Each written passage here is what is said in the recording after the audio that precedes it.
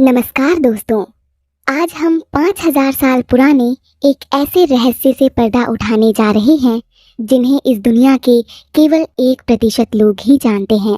क्या कभी आपने इस दुनिया के सबसे सक्सेसफुल लोगों को बात करते या स्पीच देते देखा है? अगर नहीं तो आप इन तस्वीरों में देख सकते हैं। क्या आपको इन सब में कुछ विशेष समानता दिखाई दी? अगर आप गौर कर पा रहे हैं तो आप देख सकते हैं कि एलन मस्क से लेकर रोनाल्डो तक बड़े से बड़े दिग्गज जब भी अपना इंटरव्यू या स्पीच देते हैं तो वो अपने हाथों को एक विशेष मुद्रा में रखते हैं। आखिर क्या रहस्य है इन मुद्राओं में जिनका इस्तेमाल विदेशों में बहुत समय से किया जा रहा है, लेकिन जहाँ का ये रहस्य है वहीं के लोग इस बारे में अनजान हैं। दोस्तों, बेटर लाइफ का उद्देश्य आपके जीवन को इस दुनिया में छुपे रहस्यों से बेहतर बनाने के लिए समर्पित है। आइए शुरू करते हैं भारतीय इतिहास में छुपे हस्त मुद्राओं का रहस्य। हाथों की विशेष मुद्राओं को आप अंग्रेजी में हैंड जेस्चर्स कहते हैं और बेशक एक बार इनके सीक्रेट्स को जानने के बाद आप भी बात करते समय इन हैंड जेस्चर्स का इस्तेमाल करेंगे। ये बात है आज से हजारों साल पहले की। हमेशा की तरह बुद्ध एक विशेष प्रकार की मुद्रा में बैठकर ध्यान कर रहे थे। उनके सभी शिष्य भी ध्यान की अवस्था में लीन थे। कुछ घंटे बाद जब बुद्ध ध्यानावस्था से बाहर आए तो एक शिष्य ने उनके हाथ की विशेष मुद्रा पर प्रश्न किया। शिष्य को गुरुकुल में आए अभी कुछ ही समय हुआ था, इसीलिए उसे बुद्ध की विशेष मुद्रा में बैठकर ध्यान करने का रहस्य नहीं पता था। बुद्ध मुस्कुराए। उन्होंने उस प्यारे शिष्य को अपने पास बुलाया और कहा, आओ शिष्य, आज मैं तुम्हें इस संसार के सबसे प्राचीन रहस्य के बारे में बताता हूँ। हस्त मुद्राओं का ये रहस्य आज भी बहुत विशेष है क्योंकि इसी रहस्य में इस पूरे ब्रह्मांड के संचालन का रहस्य छुपा है। शिष्य ने उत्सुकतावश फिर से पूछा, कैसे गुरुजी?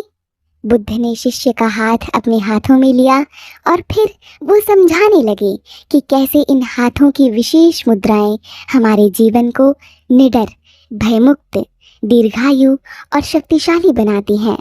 तुम्हारे हाथों में 5 उंगलियां हैं और इन 5 उंगलियों में इस ब्रह्मांड के 5 तत्वों का समावेश है।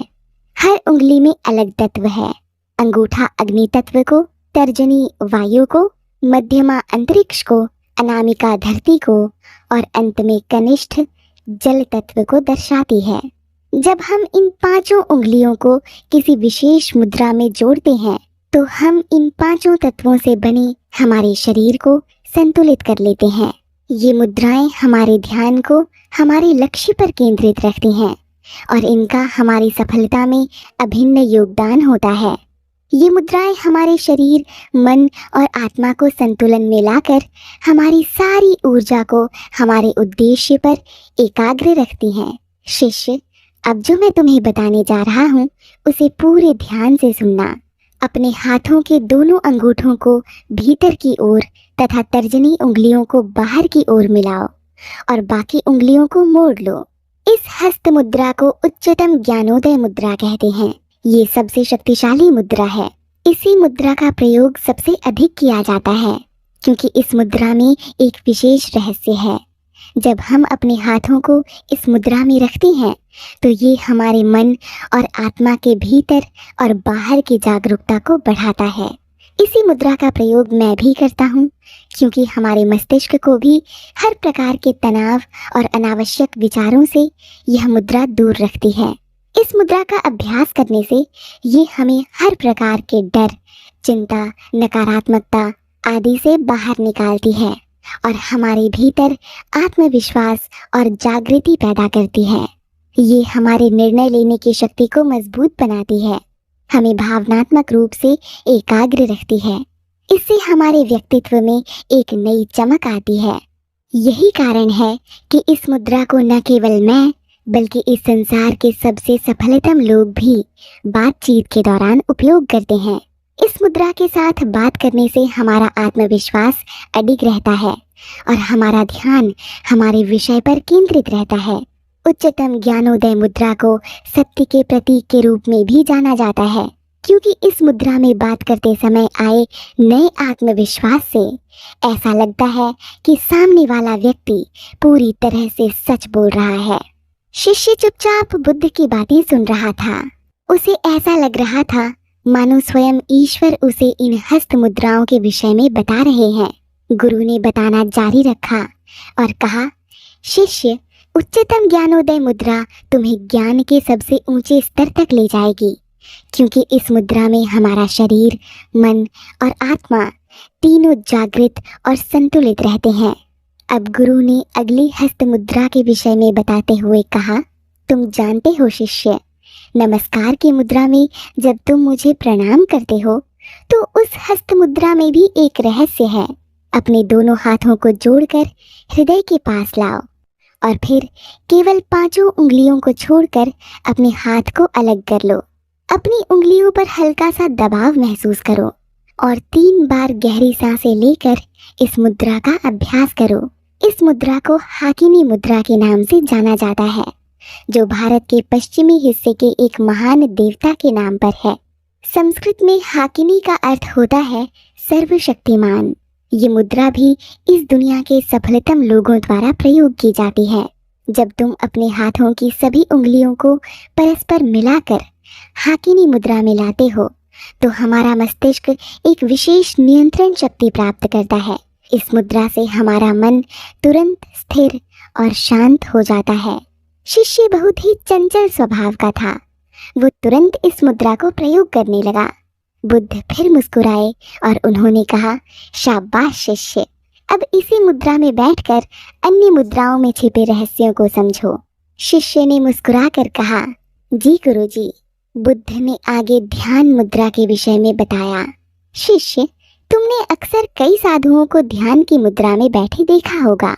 वो जिस हस्त मुद्रा का उपयोग करते हैं उसे कहते हैं ध्यान मुद्रा। इस मुद्रा में हम अपने हाथों को कुछ इस अवस्था में रखते हैं जिनमें हमारा दायां हाथ बाएं हाथ के ऊपर होता है।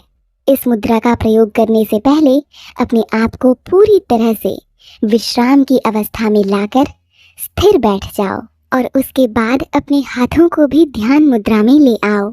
यहाँ एक बात गौर करने वाली है शिष्य, ध्यान की हस्त मुद्रा में हमारे अंगूठे एक दूसरे से मिले होते हैं, जो अग्नि तत्व का प्रतीक है। वहीं बाकी सारी उंगलियां जो बाकी तत्वों को दर्शाती हैं, वो विश्राम में रहती हैं। इस मुद्रा के असंख्य लाभ हैं। इस मुद्रा में ध्यान करने से तुम्हारा मन हमेशा एकाग्र और स्थिर रहेगा। साथ ही ये तुम्हारे मन की शांति को भी बढ़ाएगा। ध्यान के समय तुम्हारे मन में आने वाले अनावश्यक विचारों को रोकने में यह हस्त मुद्रा 100% लाभकर है। अगली मुद्रा है कुबेर मुद्रा। हिंदू धर्म में कुबेर धन के देवता के रूप में पूजे जाते हैं। इस मुद्रा में तुम अपने अंगूठे को अपनी मध्य और तर्जनी उंगली से चिपका दो। ध्यान रहे, उंगलियों को कुछ इस तरह रखो जिससे तुम्हारी उंगलियों में हल्का सा दबाव बने। कुबेर मुद्रा का लगातार 15 दिन अभ्यास करने से तुम्हें जीवन में अनंत चमत्कारी फायदे देखने को मिलेंगे। यह मुद्रा तुम्हारे रक्त संचार को ठीक करेगी और रक्त प्रवाह को हृदय में बढ़ाकर शरीर के हर अंग तक पहुंचाएगी। यह हस्त मुद्रा तुम्हारी स्मरण शक्ति में वृद्धि करेगी और रक्त का प्रवाह मस्तिष्क में बेहतर होने से बुद्धिमत्ता में भी वृद्धि होगी। इस मुद्रा से तुम्हारा मस्तिष्क अपने लक्ष्य पर एकाग्र रहेगा और तुम्हें अपनी सफलता हासिल करने में चाहे जितनी चुनौतियां नजर आएं, तुम्हें उन्हें जीतने का मार्ग साफ दिखाई देगा, क्योंकि ये मुद्रा तुम्हारे हृदय और मस्तिष्क को विशेष प्रकार से प्रशिक्षित कर देगा। शिष्य, इन सभी हस्त मुद्राओं में एक और विशेष हस्त मुद्रा है जिसका इस्तेमाल ज्ञान प्राप्ति के लिए किया जाता है। इसे चिन्ह ज्ञान मुद्रा कहते हैं। संस्कृत में चिन्ह का अर्थ है चेतना। तुमने देखा होगा कई बार हम सब और अन्य बहुत से लोग भी इस मुद्रा का इस्तेमाल करते हैं जब उन्हें साधना से ज्ञान प्राप्ति करनी होती है। योग में भी हम अक्सर इसी मुद्रा का प्रयोग करते हैं, क्योंकि ये मुद्रा ज्ञान प्राप्ति का मार्ग प्रशस्त करती है। ये मुद्रा हमारी चेतना को जागृत करती है, जिससे हमारे ज्ञान के नए मार्ग खुलते हैं। हमें इस दुनिया को देखने का एक अलग ही नजरिया मिलता है। इस मुद्रा में अपने अंगूठे इतने हल्के दबाव में मिलाने चाहिए जितने कि तुम एक कागज पकड़ने के लिए करते हो। जैसा कि नाम से ही पता चलता है, चिन ज्ञान, जिसमें चिन यानी चेतना और ज्ञान की वृद्धि होती है, क्योंकि ये हमारे वायु और अग्नि तत्व को एक साथ मिला देती है, जो हमारे चेतन मस्तिष्क को जागृत करती है। अगली मुद्रा है से मुद्रा। इस मुद्रा में अपने एक हाथ के अंगूठे को कनिष्ठ तक ले जाएं और दूसरे हाथ की सभी 4 उंगलियों को अपने अंगूठे पर रख दें, ठीक इसी तरह जैसा कि तुम इस चित्र में देख सकते हो। अब जब भी सांस भीतर लो, अपने हाथों की उंगलियों को खोलते जाओ और जैसे ही सांस बाहर छोड़ो, अपने हाथों की उंगलियों को बंद करते जाओ। इस मुद्रा में लगातार 15 मिनट बैठकर कम से कम 7 बार अपने हाथों को खोलो और बंद करो। जब भी अपने हाथों को खोलो तो कल्पना करो तुम्हारे अंदर से सारा डर, चिंता, तनाव, अवसाद सब बाहर निकल रहे हैं। ये मुद्रा तुम्हारे भीतर मौजूद चुंबकीय शक्तियों को बढ़ाती है और तुम्हें बौद्धिक रूप से सशक्त बनाती है। अगली मुद्रा भी बहुत ही खास है शिष्य। ये मुद्रा तुम्हारे जीवन में नए अवसरों के मार्ग खोलने में सहायता करती है। तुम्हारा मस्तिष्क नए मार्गों पर चलने के लिए तैयार रहता है, जिससे तुम अपने अंदर एक नया आत्मबल महसूस करते हो। इस मुद्रा को गणेश मुद्रा कहते हैं। इस मुद्रा में अपने हाथ सीने के पास लाकर अपनी सभी उंगलियों में परस्पर फंसाकर बंद किया जाता है। ऐसा माना जाता है कि यह मुद्रा तुम्हारे जीवन की सभी समस्याओं को समाप्त करके तुम्हारे जीवन में नए अवसरों को ढूंढने की शक्ति देती है। ध्यान के समय यह मुद्रा अपनाने से तुम्हारा मन अपने शरीर के केंद्र पर ध्यान केंद्रित रखता है। इसका अर्थ है कि यह मुद्रा 7 में से एक चक्र अनाहत, जो तुम्हारे हृदय के पास मौजूद है, को जागृत करती है, जिससे तुम्हारे जीवन में प्रेम, शांति, समरसता आती है। इस मुद्रा का प्रयोग करने के लिए सबसे पहले अपनी कमर सीधी कर ध्यान की अवस्था में बैठ जाओ। अपने दोनों हाथों को अपने सीने के पास लाकर कुछ इस तरह से मिलाओ और उल्टी दिशा में बल लगाकर अपने बाजुओं को खींचो। ऐसा करने से न केवल तुम्हारे बाजू मजबूत होंगे, बल्कि तुम्हारी उपापचय क्षमता भी बढ़ेगी, जिससे तुम्हें कभी भी मोटापे का सामना नहीं करना पड़ेगा। यह मुद्रा तुम्हारे कंधों और गर्दन के दर्द में भी राहत पहुंचाएगी। दोस्तों, गुरु ने वैज्ञानिक दृष्टि से भी शिष्य को इन हस्त मुद्राओं में छुपे रहस्यों से अवगत कराया। उन्होंने कहा, वैज्ञानिक दृष्टि से हमारे हाथों में 3000 से भी ज्यादा मैग्नो रिसेप्टर्स पाए जाते हैं, जो हमारे दिमाग को संकेत भेजने के लिए एक विशेष माध्यम का काम करते हैं। न्यूरॉन या तंत्रिका तंत्र के जरिए ये हमारे दिमाग में सिग्नल्स पहुंचाते हैं। ये सभी हस्त मुद्राएं हजारों वर्षों की तपस्या के बाद तैयार की गई थीं, जो वैज्ञानिक परिदृश्य में खरी उतरती हैं। इनके जरिए हम अपने मन मस्तिष्क में एक सशक्त संकेत भेजते हैं, जिससे हमारा मस्तिष्क एक नए इंटेलिजेंस लेवल को प्राप्त करता है। ये हमारे निर्णय लेने की क्षमता को बढ़ाता है और हमारे मन में एक नई चेतना का बिंदु सृजित करता है। बुद्ध के ज्ञान के खजाने से हस्त मुद्राओं का ज्ञान पाकर शिष्य संतुष्ट हुआ और उनका धन्यवाद कर अलग अलग हस्त मुद्राओं का अभ्यास करने लगा। दोस्तों, हम आशा करते हैं कि आप भी अपने जीवन में इन हस्त मुद्राओं का प्रयोग करेंगे और इनमें छुपे रहस्यों से अपने जीवन में प्रकाश की नई किरण लाएंगे। इस कहानी को अंत तक सुनने के लिए आपका धन्यवाद। नमस्कार।